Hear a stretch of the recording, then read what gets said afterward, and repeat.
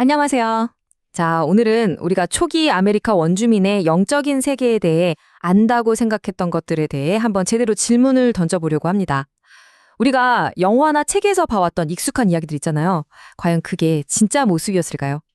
여러분, 아메리카 원주민의 믿음 하면 딱 떠오르는 이미지 있지 않으세요? 아마 자연을 숭배하고 세상 만물에 깃든 어떤 위대한 영혼을 믿었다는 그런 모습일 겁니다.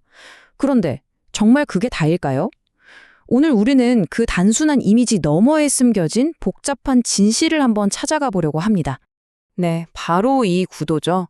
선한 존재가 있으면 꼭 악한 존재가 있어서 둘이 끊임없이 싸우는 이런 선과 악의 대결 구도, 우리한테 참 익숙하잖아요. 그런데 오늘 바로 이 익숙한 생각이야말로 어쩌면 가장 큰 오해일 수 있다는 이야기를 해보려고 합니다. 오늘 이 흥미로운 여정에 우리를 안내해 줄 사람이 있습니다. 바로 데니얼 G. 브린턴이라는 인물인데요.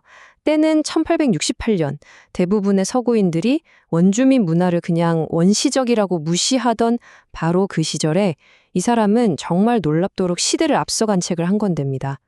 그는 당시의 편견을 넘어서서 원주민들의 믿음을 그들 자신의 시각에서 이해하려고 했던 사람이었죠. 이 문장 딱 봐도 느껴지지 않나요? 브린턴은 자기 연구가 무슨 우월한 입장에서 남을 재단하는 게 아니라고 딱 선을 긋는 거예요. 그는 이 믿음들을 뭔가 열등한 미신으로 본 게 아니라 신성을 이해하려는 우리 모두의 보편적인 노력, 그 한 형태로 바라본 겁니다. 그러니까 브린턴은 이 믿음들을 절대 미개한 미신 같은 걸로 보지 않았어요. 그 대신에 이걸 자연 종교라고 불렀죠. 이게 무슨 뜻이냐면 신을 찾으려고 하는 건 인류의 보편적인 모습인데 그게 각 지역의 특성과 만나서 자연스럽게 발전한 형태라는 거예요. 당시로서는 정말 혁신적인 관점이었죠. 자, 그럼 이제 본격적으로 한번 들어가 볼까요? 첫 번째로 깨부술 오해는 바로 모든 것을 관장하는 단 하나의 신, 이른바 위대한 영혼이라는 개념입니다. 이거 정말 놀라운 이야기인데요. 우리가 너무나 당연하게 아메리카 원주민 고유의 생각이라고 믿었던 바로 그 위대한 영혼이라는 말이 사실은 외부에서 왔을 수도 있다는 겁니다. 브린턴은 이 유명한 단어가 사실은 선교사들이 자기들의 신을 설명하기 위해 만들어낸 비교적 현대적인 개념일 수 있다고 주장합니다. 아니, 그럼 위대한 영혼이 아니라면 대체 원래는 뭐라고 불렀을까요? 그 단어들이 진짜 의미하는 건 뭐였을까요? 이 질문을 따라가다 보면 언어 속에 숨겨진 진실을 마주하게 됩니다. 자, 이 표를 한번 보세요. 이게 바로 브린턴이 찾아낸 언어학적 증거들입니다. 예를 들어 다코타족의 와칸이나 알곤킨족의 오키 같은 단어들, 이게 종종 영혼이라고 번역되는데 알고 보면 원래 뜻은 그냥 위에 있는 것, 그러니까 하늘을 가리키는 훨씬 단순한 개념에 가까웠다는 거죠. 아즈텍의 에헤카틀은 바람이나 생명의 숨결을 뜻했고요. 전부 추상적인 신이라기보다는 우리가 직접 느끼고 경험할 수 있는 자연현상에서 시작된 말들이에요. 그러니까 이걸 종합해보면 뭐가 보이나요? 우리가 생각하는 그런 인격적인 짠 하고 세상을 만든 창조주 한 분, 이런 개념이 아니었던 거예요. 그보다는 세상 곳곳에 퍼져 있는 거대하고 초자연적인 힘, 자연 그 자체와 얽혀있는 어떤 기운 같은 것을 묘사했던 거죠.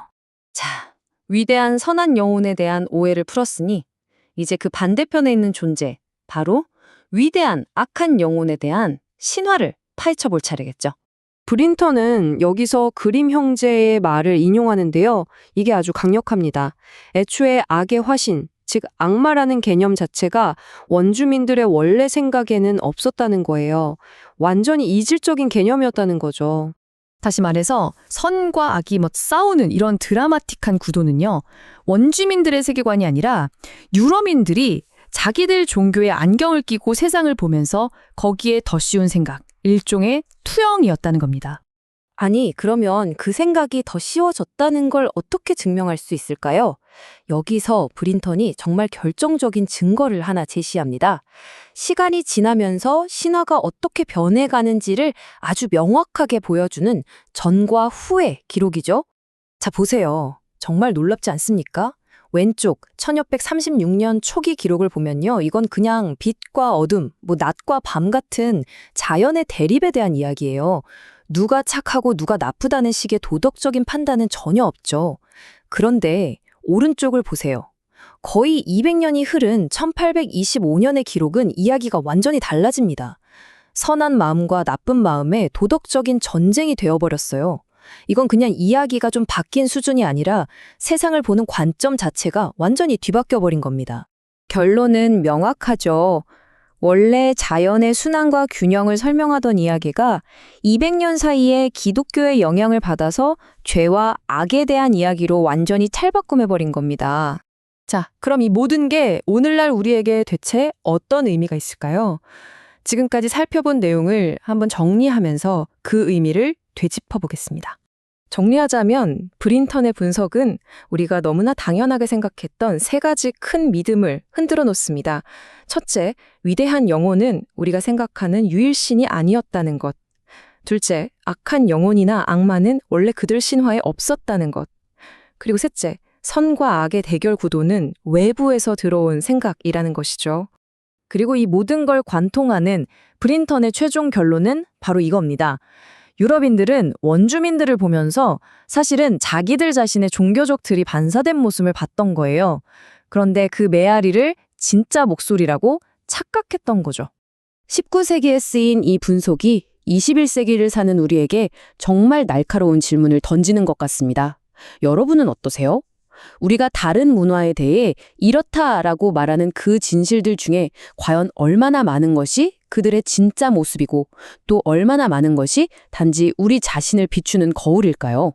이 질문 한 번쯤 깊이 생각해 보시면 좋겠습니다.